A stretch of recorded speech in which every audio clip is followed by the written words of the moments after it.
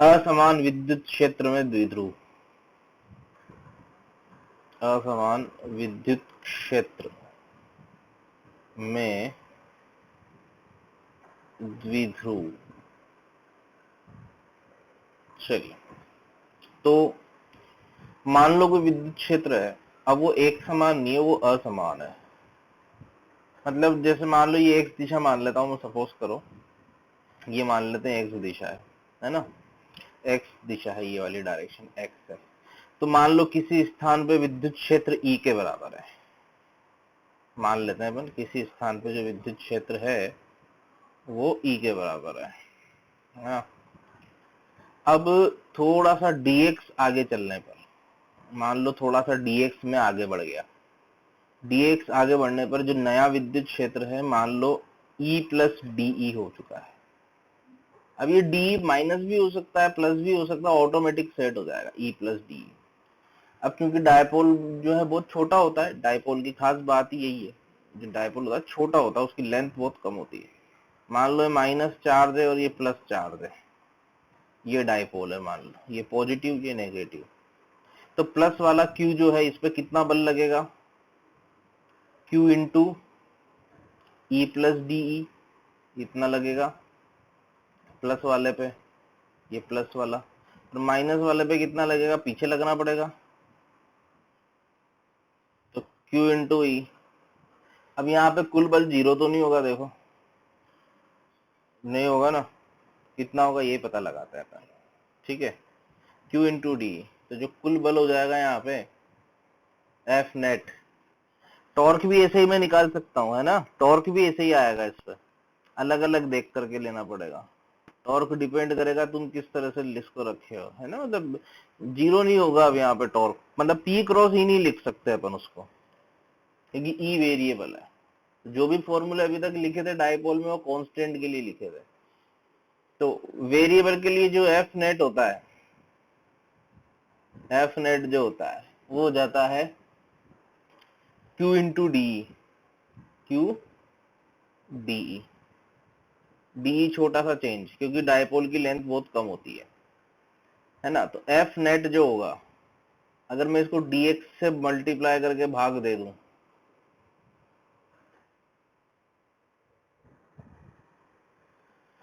तो ये क्या बन जाएगा, q dx तो ये हो गया, और d बाई डी एक्स में परिवर्तन, ई में परिवर्तन की दर, है ना। तो ये तो p बन गया, एफ नेट कितना है बताओ, p d by D x, ये याद रखेंगे अपन असमान विद्युत क्षेत्र में। और दिशा देख सकते हैं वो डी की दिशा के हिसाब से, वैसे यहाँ पे तो पी की दिशा में ही आएगा इस चित्र के अनुसार तो, बट मैं तुमसे कहूंगा कि इसको रटना नहीं है, अपना चित्र बना के देख लेंगे दिशा तो कि किस तरफ आएगी, है ना। असमान विद्युत क्षेत्र में द्विध्रुव, ये जो कंडीशन अपन ने निकाली है वो जिस दिशा में विद्युत क्षेत्र है उसी दिशा में अपन ने डायपोल को रखते हुए काम किया है। अगर कुछ टेढ़ा मेढ़ा होगा तो तुम उस हिसाब से रखना पड़ेगा। जैसे मान लो मैं इसमें डायपोल ऐसे रख देता हूँ सपोज करो, तो इसमें कुल बल जो है जीरो हो जाएगा। अगर मान लो डायपोल ऐसे होता तो कुल बल जीरो हो जाएगा। यानी कि असमान विद्युत क्षेत्र में द्विध्रुव अगर अपन रखेंगे तो उस पर कुल बल जीरो नहीं होता है। ऐसा नहीं है कि जीरो होता है, वहां जीरो नहीं होता है, पहली चीज तो ये। दूसरी चीज, जीरो हो भी सकता है नहीं भी हो सकता है, निर्भर करेगा उसके ओरिएंटेशन पे, यानी कि विन्यास पे, किस तरह से उसको रख रखा अपन ने। जैसे इस चित्र में P D by D x बन रहा है, ओके, तो ये याद रखना। करें सवाल, चलिए।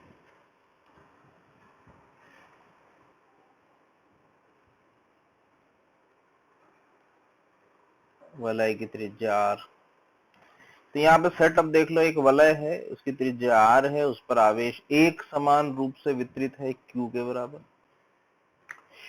एक द्विध्रुव है जिसका द्विध्रुव गुण p है और वो अक्ष के अनुदिश चित्रानुसार रखा हुआ है। द्विध्रुव के ऊपर लगने वाला बल ज्ञात कीजिए।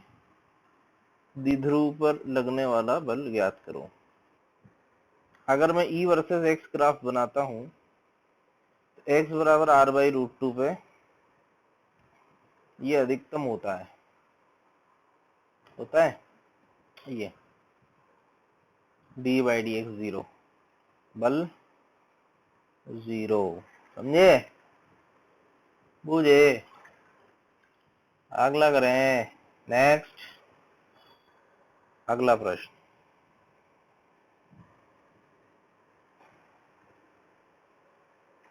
बिंदु आवेश Q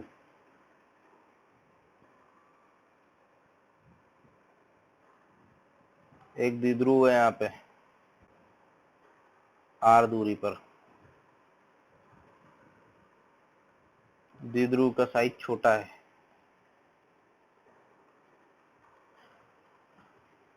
द्विध्रुव आघूर्ण P के बराबर। द्विध्रुव पर लगने वाला बल ज्ञात करो।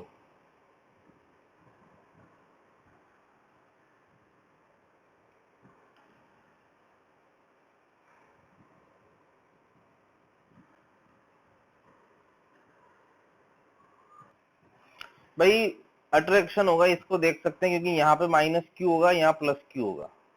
+q वाला दूर है तो रिपल्शन थोड़ा कम होगा, अट्रैक्शन थोड़ा सा ज्यादा होगा, क्योंकि यहाँ माइनस है, ये प्लस है ना? मानते हो? अब बस करना क्या है, F = P/dx। तो यहाँ P/d/dr कर देंगे, r दूरी पे है ना, P/dr करना है, बस k3/r² का अवकलन करना है तुम्हें। हल करोगे ना तो जो F आएगा वो आ जाएगा -2kpq/r³। ये आएगा फोर्स,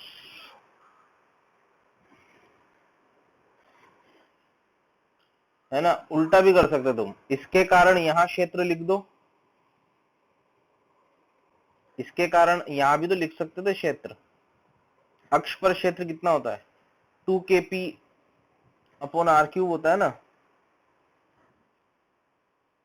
2kp/r³ होता है क्षेत्र। किस दिशा में होगा क्षेत्र? इस दिशा में होगा।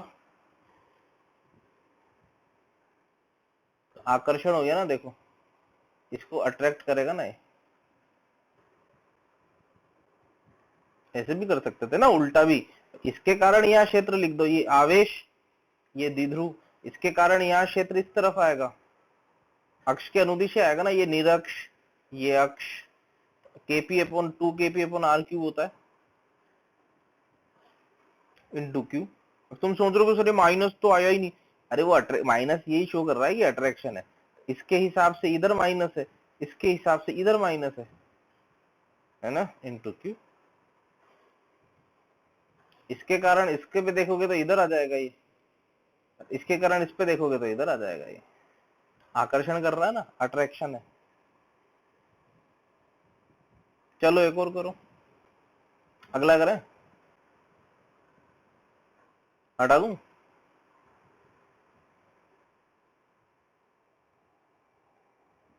नेक्स्ट, एक क्यू आवेश है, एक द्विध्रुव यहाँ पे रखा हुआ है,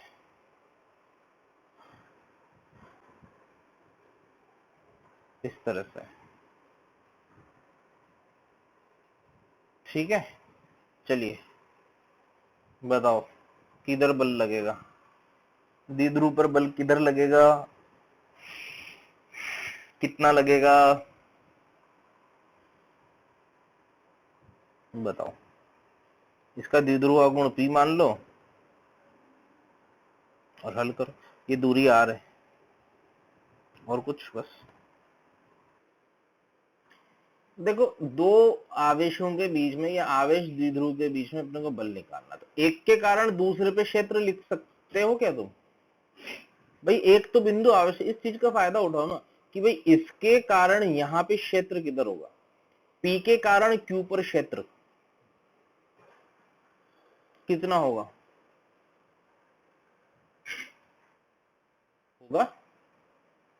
और इसका आवेश कितना है?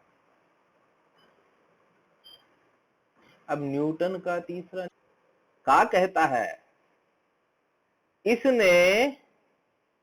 इसने इस पे बल लगाया इतना, माना कि ऐसे,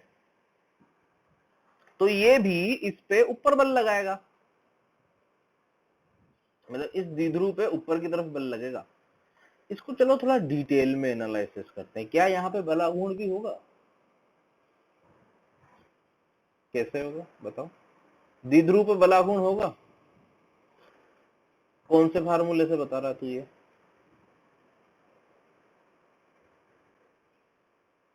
क्या एनालिसिस करा? हम्म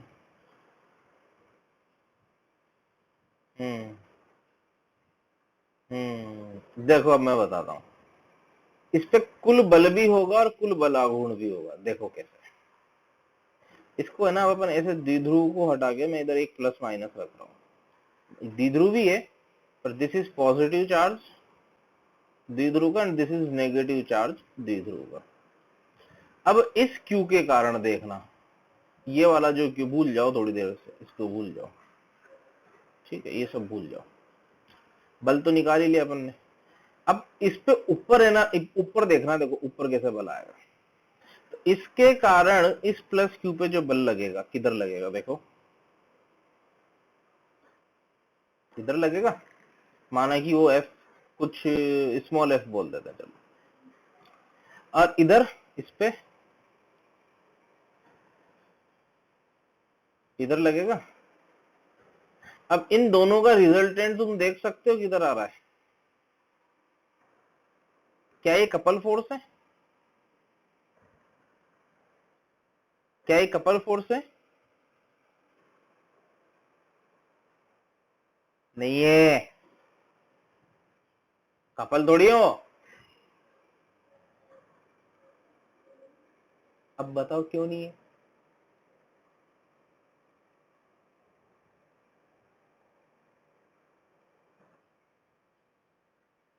अब ये मत बोले कपल फोर्स, तुम्हारा बताया तुम्हें सब कुछ है, ये मत कहो तुम, बताया सब कुछ है, बताया सब कुछ है, ये तुम ब्लेम नहीं कर सकते, ये मैं एक्सेप्ट नहीं करूंगा। बराबर एवं विपरीत, ये विपरीत नहीं है, देखो ध्यान से, ये मान लो कुछ एंगल थीटा है, ये मान लो कुछ एंगल थीटा है, इन दोनों को जब मैं ऐड करूंगा, वेक्टर एडिशन करूंगा, तो 2f sin थीटा बनेगा इधर, देख पा रहे हो? इसके दो कंपोनेंट, एक तो इस तरफ और एक इस तरफ, इसके भी दो कंपोनेंट, एक इस तरफ एक इस तरफ, ये वाले जुड़ जाएंगे दोनों,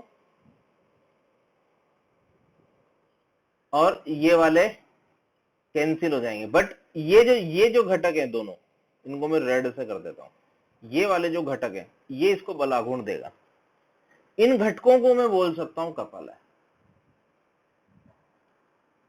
ठीक है? तो तुम्हारा होमवर्क पता है क्या है? बलाघूर्ण निकालना है इस पर, ठीक है? ये तुम्हारा ए से डब्ल्यू है, क्या निकालना है? बलाघूर्ण, इस प्रश्न में एडवांस लेवल का क्वेश्चन है अभी ये, और कुल बल तो अपन ने उल्टा निकाल ही लिया, उल्टी प्रोसेस से, तुम यहां से भी निकाल सकते हो, आंसर वही आएगा, देख रहे हो ऊपर आ रहा है, KP upon R cube into,